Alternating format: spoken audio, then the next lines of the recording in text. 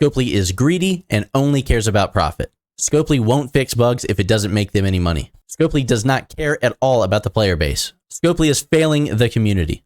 𝘂𝗶𝘁 is all around awful and ignores us. We see comments like this all the time on our channel, through Discord, and even in-game. On some of our worst days, we may have said things similar to that ourselves. But there's more to it than meets the eye. First off, what even is 𝘂𝗶𝘁? 𝘂𝗶𝘁 as a company has been around since 2011. They have multiple active games, including The Walking Dead, Road to Survival, 𝘂𝗶𝘺𝗵𝘁, WWE Champions, Looney Tunes World of Mayhem, Marvel Strike Team, Scrabble Go, Bingo Bash, 𝘂𝗶𝘺𝗵𝘁, Kingdom Maker, Stumble Guys, and of course, Star Trek Fleet Command. 𝘂𝗶𝘁 employs over 2,000 people across 17 locations worldwide. They currently have at least 5 subsidiary companies. In October of 2021, so a little over a year ago, they were reportedly valued at $5.4 billion US. 𝘂𝗶𝘁 is not a single person by any means. It is an organization of people. 𝘂𝗶𝘁 is absolutely a business. Like any successful business, it should be understood that 𝘂𝗶𝘁 will absolutely focus on profit. Many people feel like 𝘂𝗶𝘁 should not be concerned with profit at all.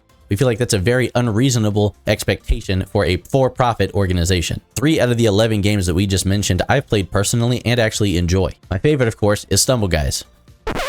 Wait, I mean Star Trek Fleet Command. The licensing for the Star Trek content cannot be cheap, and it's reasonable to presume that there are restrictions and some creative control from Paramount in order to use those. We all have bosses and people that we report to. The Star Trek Fleet Command team is no different. In May of 2019, 𝘂𝗶𝘁 officially acquired Digit Game Studios, their collaborator for Star Trek Fleet Command. It is this Digit Game Studios, or the company that it started as, who knows what it's become over the last 3 years, that is the arm of 𝘂𝗶𝘁 and the team responsible for Star Trek Fleet Command. So great, there it is. That's who we should be mad at. Blame Digit. Video over. Just kidding.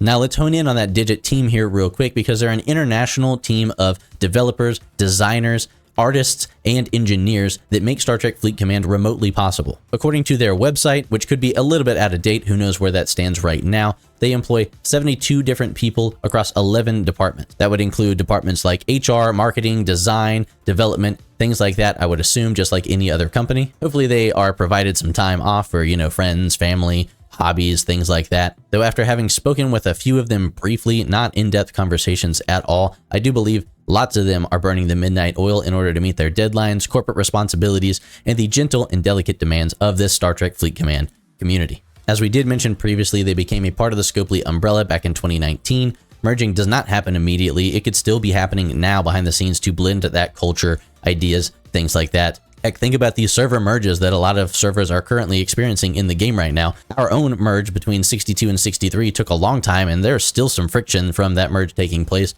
So I imagine that it's even worse in a business environment. Not that it is a horrible environment for these people to be working in, but just that it's probably still not completely smooth. There's probably a lot of artifacts and things from Digit, which is probably a good thing. By the way, did you know that some of the benefits listed on the Digit website for their employees include health and dental insurance starting the day that you join them, relocation assistance, a minimum of 25 holidays a year, both paternity and maternity leave? This place sounds like an awesome place to work, just saying.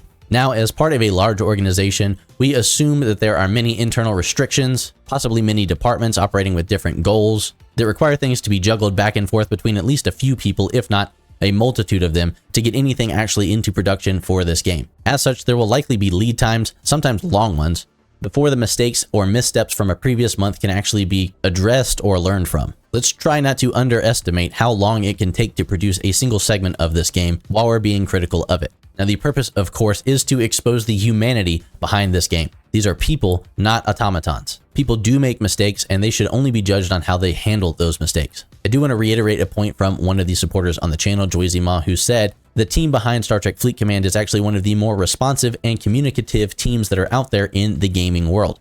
They communicate at least a couple times a week, if not daily in some cases, on things that are going on in the game, changes that are being made, bugs that they are aware of, and what they're doing to try to resolve those.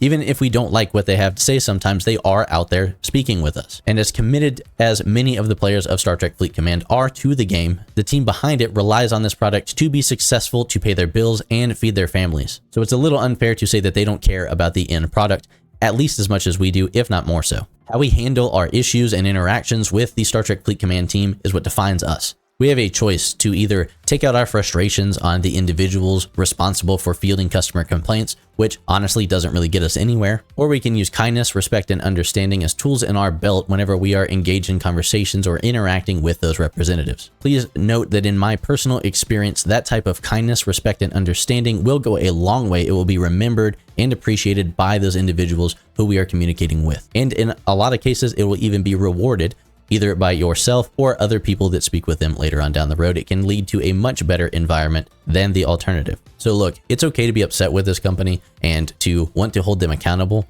We can help with that as much as possible. Even if we come under an NDA, it will still be our primary drive to be a voice for this community. However, for the benefit of the entire ecosystem that is Star Trek Fleet Command, our engagement with that team will not be executed by sharpening pitchforks or swinging torches and demanding our way, but instead by building relationships based on mutual trust and respect. That is our commitment to the greater Star Trek Fleet Command community, to ourselves as creators, and of course to the team behind Star Trek Fleet Command, this game that we all usually enjoy, at the very least play. Thanks for checking out the video. Click there for more. As always, no idea what that is, but YouTube thinks it's great, so who am I to argue? Subscribe if you've not done so already, please. It really helps us grow the channel. Thank you so much to these people who monetarily support what we do here. Choose to live, my friends, and we'll see you again soon.